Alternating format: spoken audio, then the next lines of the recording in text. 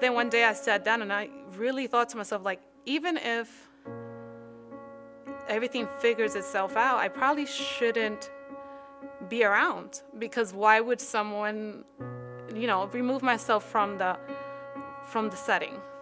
Since I thought I was the problem, I kind of fantasized about the idea of my kids being happy without me around.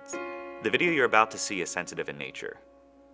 In the past 6 years, the military has seen the highest suicide rates it has recorded in its history.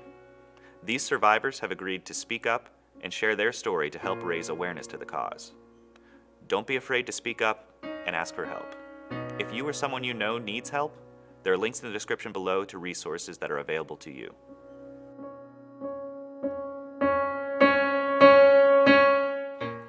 My name is Petty Officer Janira Gaines.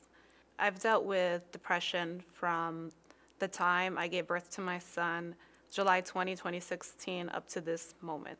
When I first joined the military, I've never experienced mental health issues, or at least didn't know the name behind it.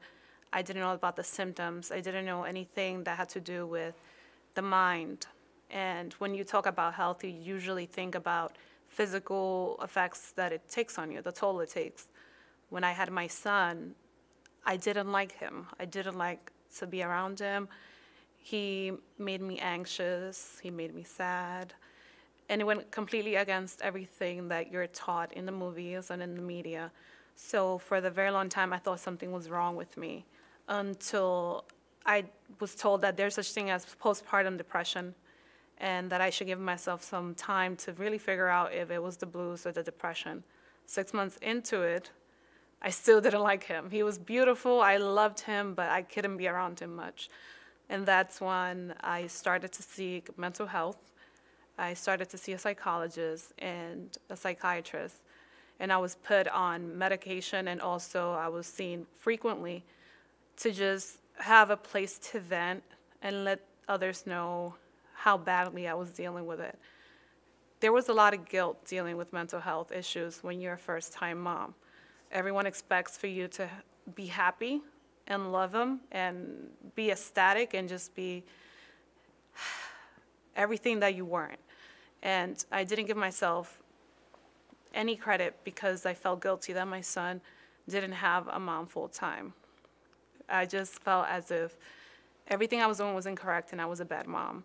So when I was able to sit down and speak to my chain of command after I had my daughter, second time around, and finally with the depression under control, it was something that drove me to a point where I felt out of control. So when my daughter was 6 months old, I was taking medication for migraines and for depression. And the medication had they were both downers, and I had no idea.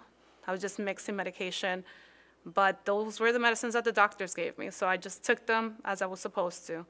But then one day I sat down and I really thought to myself, like, even if everything figures itself out, I probably shouldn't be around, because why would someone, remove myself from the setting?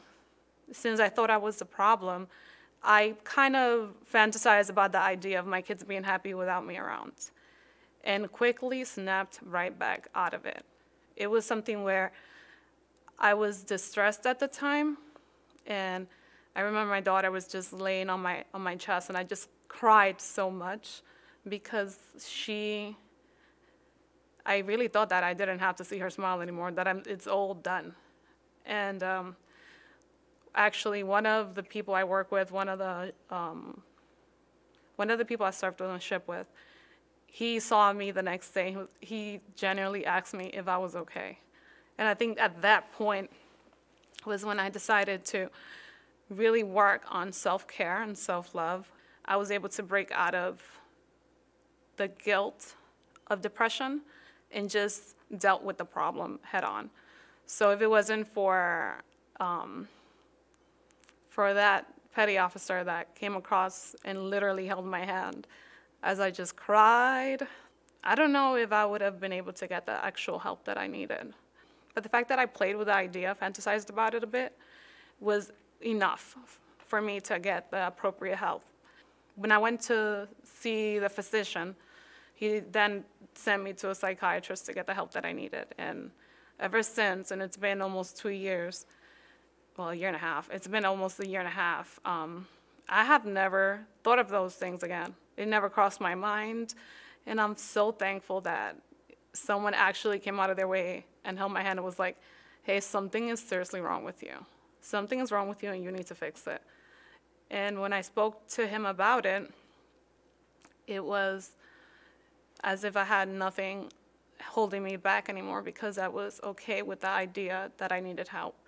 And ever since that point, I've gotten all the help that I need to solve it. I've gone to mental health that the Navy provides. I've gone to physicians. I've gone to support group from Fleet and Family Support Center.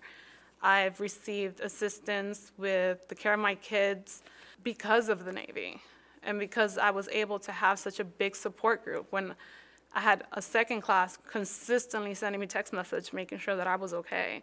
With that support system, I'm not too sure that the transition would have been as easy, and I'm not sure that if I would have even gotten the help that I needed. So to me, it's something where mental health is now so important that it takes priority over anything else. I make sure that every night I give myself a break. I forgive myself for whatever it is that I think I could have done wrong.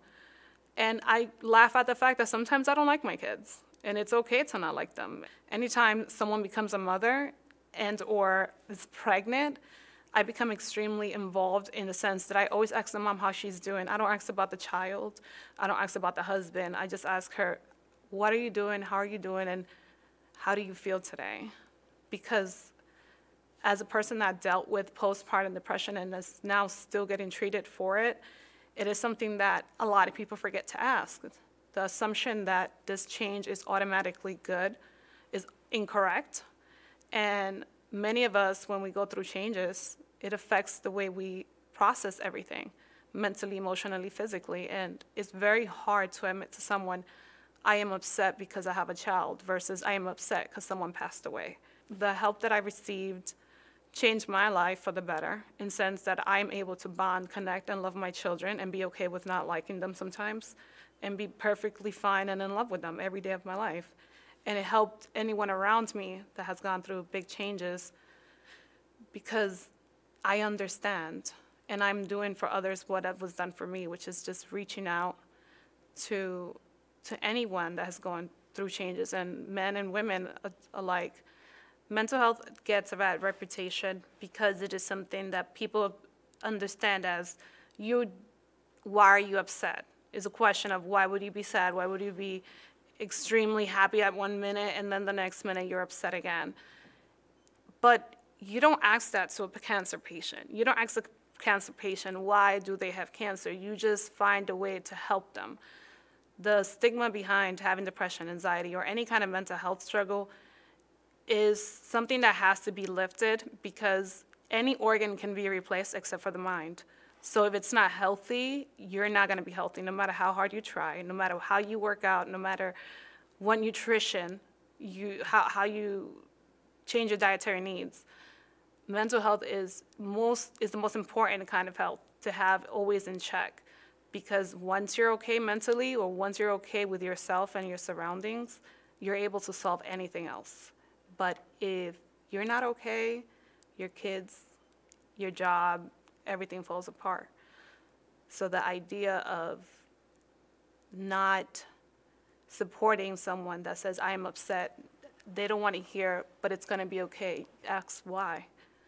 And understand that what might trigger you to be completely ecstatic might be someone's biggest nightmare. So an understanding beyond your personal belief, and also normalizing the fact that many of us suffer from mental health issues, and we should see it as we see any form of health issues, and it should be addressed and not judged.